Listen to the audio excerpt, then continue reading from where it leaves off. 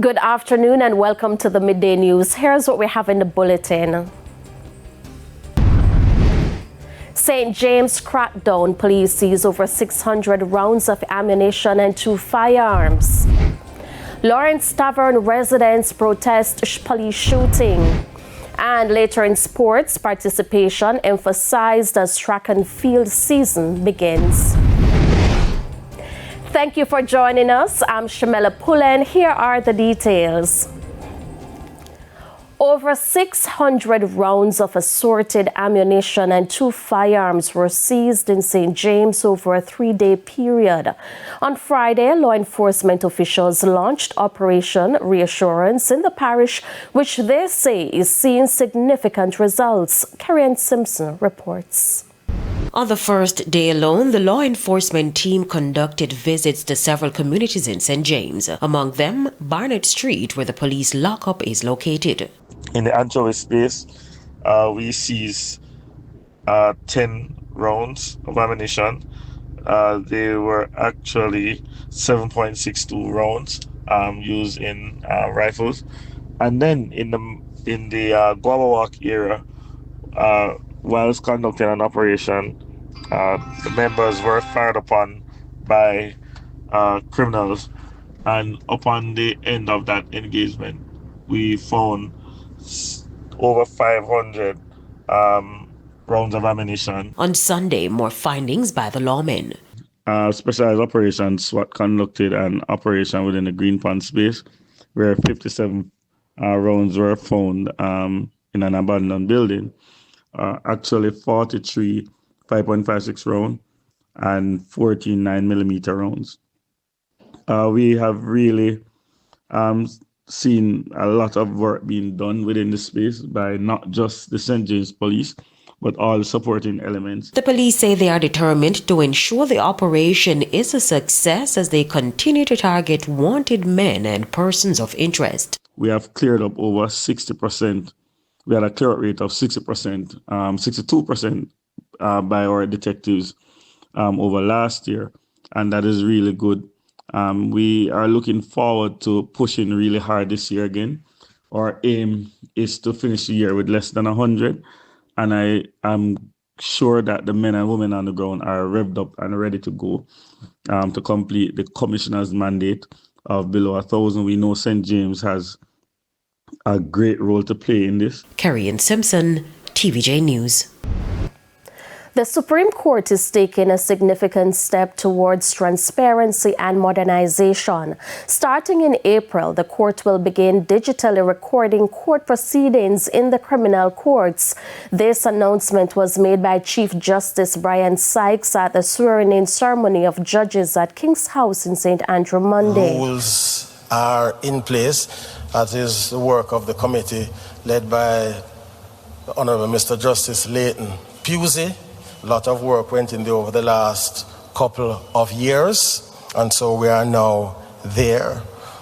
Training is to be received through collaboration with one of our international partners, and that will include everybody: judges, the digital clerks, the transcriptionists, defense counsel, everyone.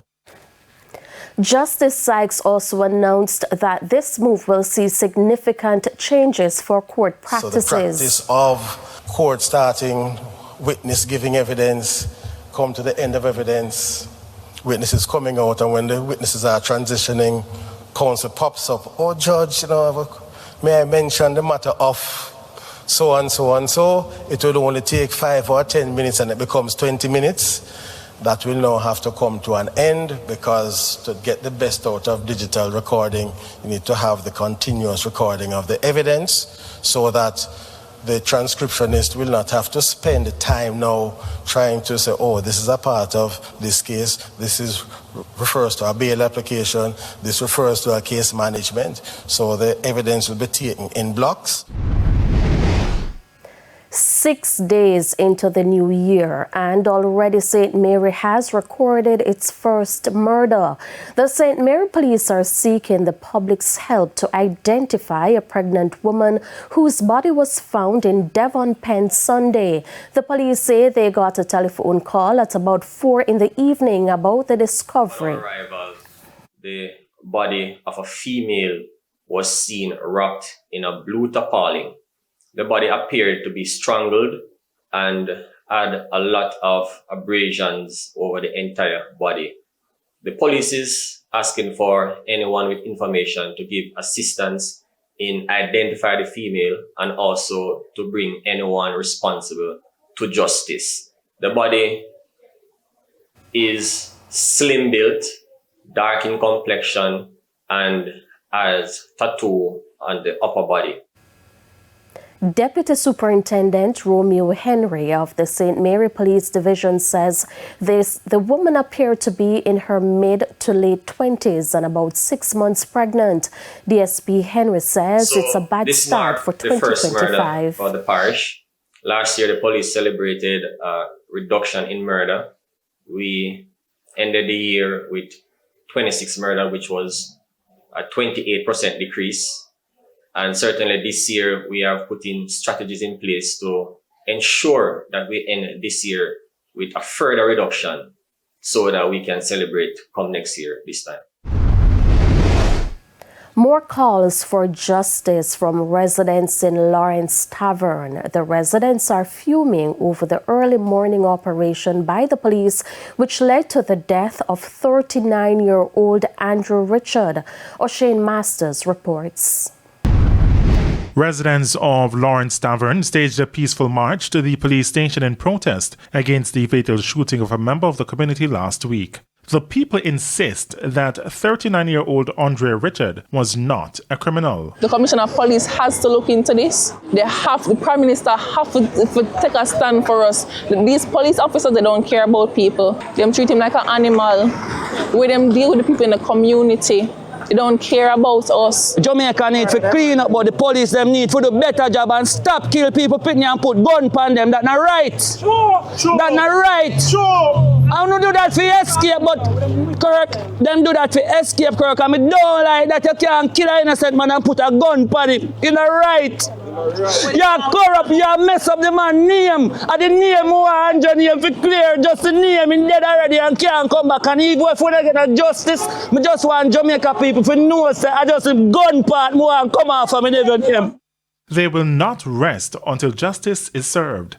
The deceased man was shot in what police say was a shootout during an operation in the community. I not blame the police and soldier them to come. Because people in our community tell me so them afraid of the community. People are born and growing there. Woman and man tell me that. You understand me? And that should be. Because I never always stay that way there. So we want things to go back to normal. But you can't come and just kill innocent person like that. And then people on social media we don't know Andrew go believe because me, when me hear the police are kill criminal, me feel proud of that too. And say the whole of the bad man them for dead off. Me say that. Cambert Thomas, the uncle of the deceased, says the family continues to press for answers. We just want the name clear off of the gunman part and the murderer part more, and the whole Jamaica know that. And the police them need to do better job when they go in other people community to and stop kill people innocent pitney. You have to ask question, man. You have to have a photograph of who you go for if you go kill the person. If the person is a real wanted man and you have a photograph and you want to kill him then. The Independent Commission of Investigations, INDICOM, is investigating the incident. O'Shane Masters, TVJ News. Charges are expected to be laid soon against a driver who hit a pedestrian in St. Anne last week. According to reports, the driver was undertaking a line of traffic in the Civil Great House area when the 27-year-old Tajay Gale was hit. He died at hospital. The gentleman that caused the accident undertook on the hard shoulder of the roadway in the vicinity of Civil Heritage site there, resulting in a pedestrian being pinned under his vehicle. And so the unfortunate thing is that he succumbed to his injuries at the St. Anne's Bay Hospital. Of course, the gentleman that caused the accident is in our custody and will be charged. In the meantime, SSP Powell says investigations into the death of 37-year-old Odin Lewis, who was gunned down at his home in Coxheat, Runaway Bay, St. Anne, is far advanced. He is, however, appealing to persons who may have details on the murder to provide the police with information. SSP Powell noted that for last year, there was 51 murders in the parish compared to 79 the prior year. That's a 35% reduction in murders. Overall, the parish recorded a 14% reduction in the 7 major crime categories. The Independent Commission of Investigation has launched a probe into the fatal shooting of a man in Mandeville this morning. According to reports, the police received a telephone call that a man had attacked his 77-year-old father at their home at the Cartwright Road in the parish. It's understood that upon their arrival, the accused was seen with a machete and was instructed to discard the weapon. However, he refused. He was shot by the police. He died on the spot. He has been identified as O'Crary Gale. His father was rushed to the hospital. However, his condition is unknown. It's time for a break. Stay with us. More stories when we return.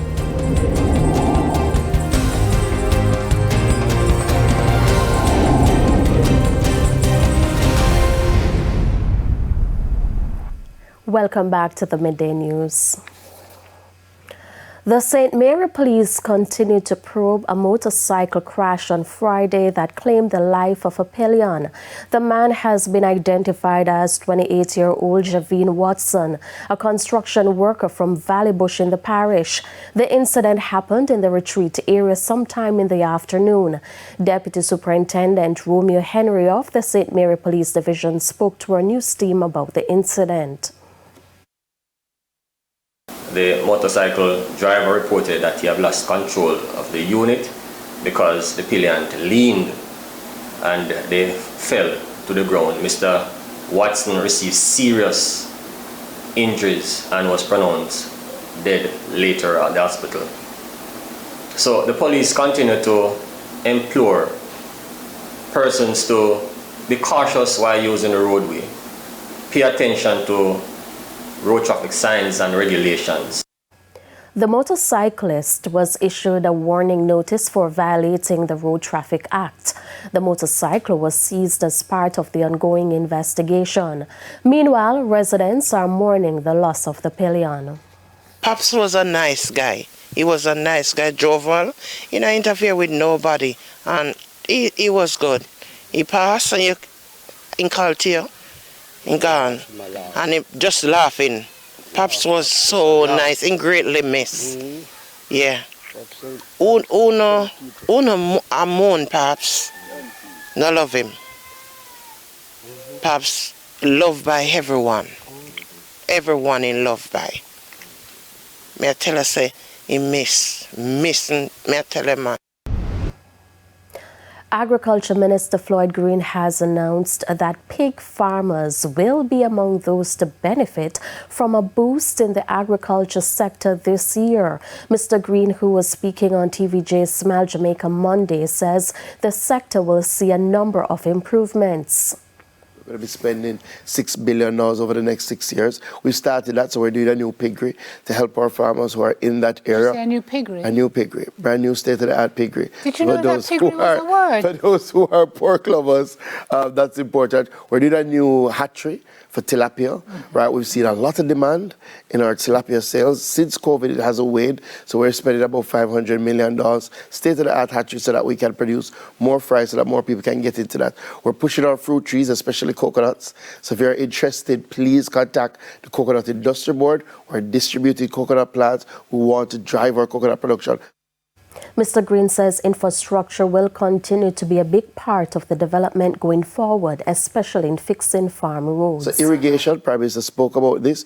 Our newest agri-party is coming on stream this year. Very excited because, you know, this has been 4, 5, 6 years in the making. And this is 1,200 acres of irrigated land that will also have some storage. And Essex Valley, we're almost there. and our farm roads. So we launched our National Farm Road Program last year. We're doing about 70 roads this year. And I think you will see almost every week we'll be opening new farm roads, creating access to our farmers. Those are some of the big issues. It's now time for the Business Minute. The Finance Ministry is reporting that although there was a revenue shortfall of $7.28 billion during the period April to November last year, the primary surplus, or the amount of money accumulated and available to service the debt, was $100 billion. This was $3.92 billion more than the $96 billion budgeted for. The fiscal balance was also $4.42 billion less than the $24.04 billion programmed for. Further afield, the Japanese company Nippon Steel says it's considering suing the U.S. government. That's after President Joe Biden blocked its attempt to acquire U.S. Steel on Friday. Nippon Steel's CEO says the company is entitled to a, quote, proper review, end quote. Biden says he stopped the deal in the interest of national security. A number of lawmakers in both parties and the National Steelworkers Union also oppose the acquisition. For the Business Minute, I'm Shane Masters. Time now for the top regional and international stories. In the region, a former president of Guyana, Donald Ramotar, has severely condemned Israel of its alleged human rights violations against the Palestinian people in Gaza, while chastising CARICOM of its failure to intervene. Mr. Ramotar urged the leaders of the 15-member international community to take a leading role in the world to demand that Israel be expelled from the United Nations in order to give real solidarity to the people of Palestine. On the international scene, Justin Trudeau has resigned as leader of Canada's governing party after nearly a decade as Prime Minister. Trudeau says in a news conference in Ottawa that he will stay on as Prime Minister until a new Liberal Party leader is chosen. Trudeau has been under growing pressure from within his party and elsewhere to step down. And a state of emergency has been declared in 7 states: Kansas, one of the worst hit areas, Missouri, Kentucky, Virginia, West Virginia, Arkansas, and parts of New Jersey. The SOE comes as more than 60 million Americans are in the grips of a huge winter storm, which could bring the heaviest snowfall and coldest temperatures in over a decade. Forecasters say the extreme weather is caused by a polar vortex, an area of cold air that circulates around the Arctic, bringing cold weather to the central U.S. And those are the top regional and international stories. I'm Hal Shane Burke. Thank you, Hal Shane. We take another break. The Midday Sports is next.